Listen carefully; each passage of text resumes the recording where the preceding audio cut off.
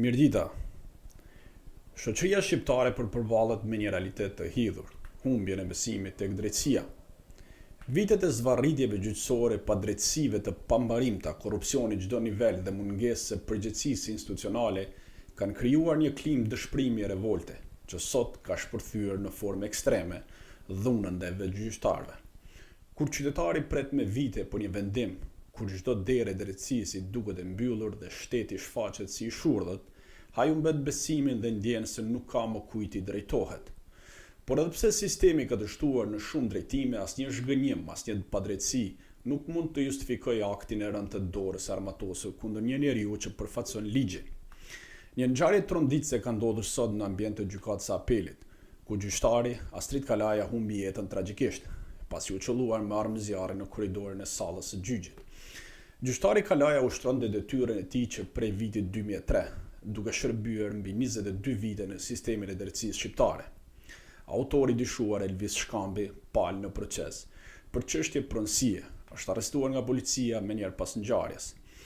Kjo është një ngjarje e rëndë, por edhe parandalueshme. Si është e mundur që një person të hyjë armatosur në sallën e gjyqit?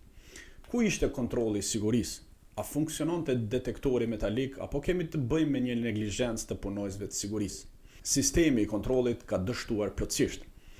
Për këtë duhet mbahet përgjegjësi jo vetëm autori i krimit, por edhe ata që kanë detyrë të mbrojnë institucionin e drejtësisë. Por pyetja më e madhe është si arritëm deri këtu? Si është e mundur që dikush merr armën dhe qellon gjyqtarin? Kjo është pasojë e mosfunksionimit të drejtësisë, veçanërisht në çështjet e pronësisë. Që nga viti 1990 asnjë qeveri nuk e ka zgjidhur përfundimisht problemin e pronave. Dosjet e zvarriten me dekada, pronarët ende nëpër gjykata, ndërsa vendimet shtyhen pafund. Rasti Elvis Shkambit është vetëm një shembull nga mijëra të tjerë që zvarriten pafund e ku qytetarët presin 10 vite për një vendim gjykate. Por kujdes, zvarritja e drejtësisë nuk justifikon kurrë vrasjen.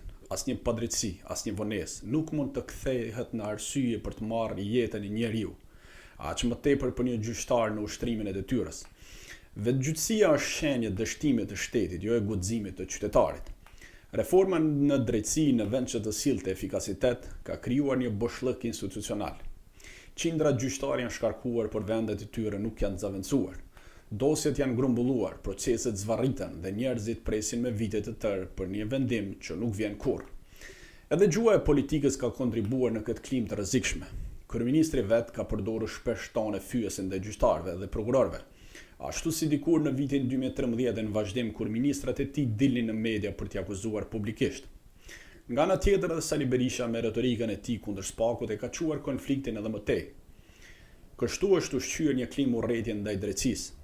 Deri dje vetëgjyqësia ishte ndaj palës tjetër në proces, sot është drejtuar ndaj vetë sistemit të drejtësisë, dhe kjo është e papranueshme dhe e rrezikshme. Tani si zakonisht do të shohim paradë me kamera, drejtor policie, prokurorë, zyrtarë që deklarojnë po hetojmë.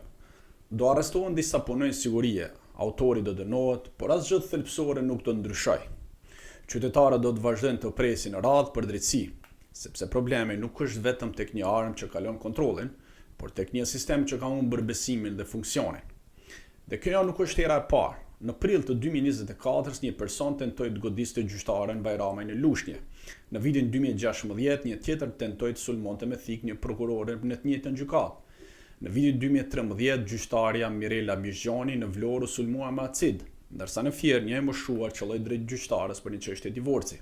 Kërcënime, fyerje dhe tentativat për sulme ka me dhjetra çdo vit. Sot për fat të keq vrasja në sallën e gjyqit është bërë realitet. Një alarm kombëtar për shtetin ligjor. Drejtësia nuk mund të funksionojë me frikë. Gjyqtarët nuk mund të punojnë në kërcim. Dhe qytetarët nuk mund të jetojnë me ndjenjen se drejtësia varet nga nervat e një të dëshpëruarit.